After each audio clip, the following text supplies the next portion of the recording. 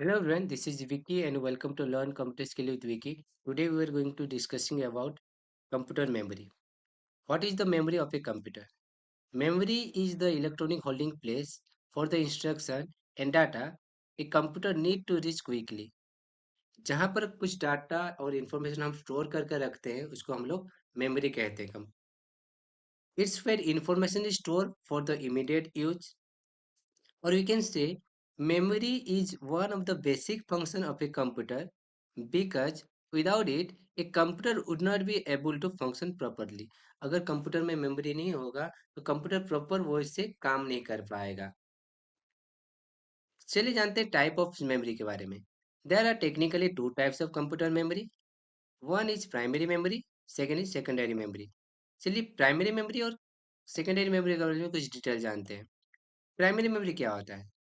Primary memory is also called main memory of a computer. Primary memory को main memory भी कहा जाता है. ज्यादातर एग्जाम में मेन मेमोरी के बारे में पूछा जाता है. It is temporary memory of a computer. जो भी डाटा रहता है वो टेम्पररी के लिए रहता है प्राइमरी मेमोरी में.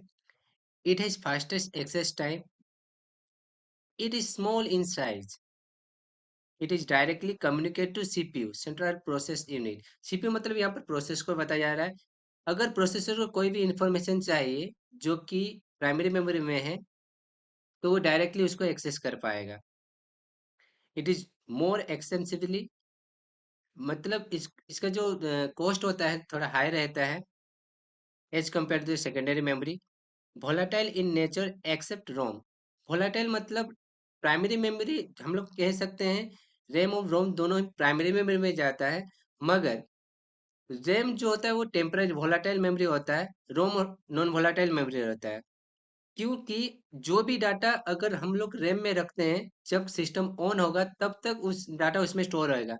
अगर सिस्टम शट डाउन हो जाता है तो जो रैम में जो भी डाटा रहता है वो क्या होता है, इरेज हो जाता है. इसलिए इसको वोलाटाइल मेमोरी कहा जाता है. नॉन वोलाटाइल मतलब क्या होगा, जब तक अगर सिस्टम शट डाउन होने पर भी जो भी डाटा हम लोग उसमें स्टोर करके रखते हैं वो रहेगा. तो ROM is a non volatile memory, RAM is a volatile memory. ये हमेशा याद रखिएगा.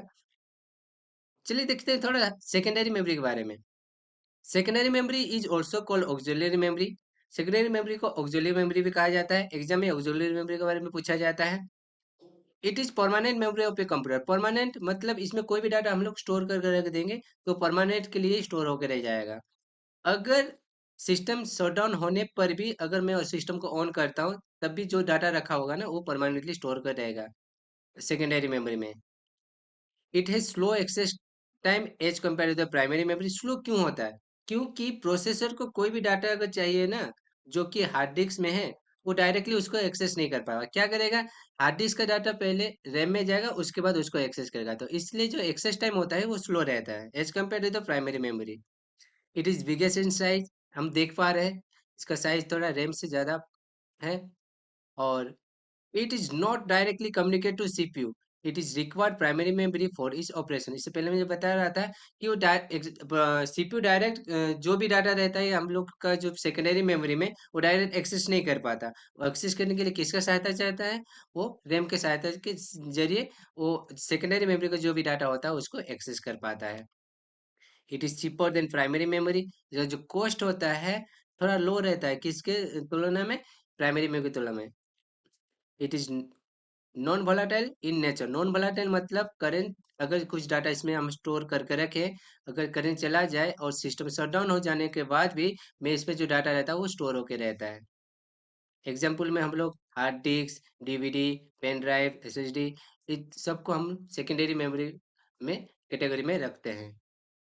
आशा करता हूँ आज का वीडियो आपको पसंद आया होगा. पसंद आया तो चैनल को लाइक और सब्सक्राइब कीजिए और हम लोग के साथ बने रहिए. धन्यवाद.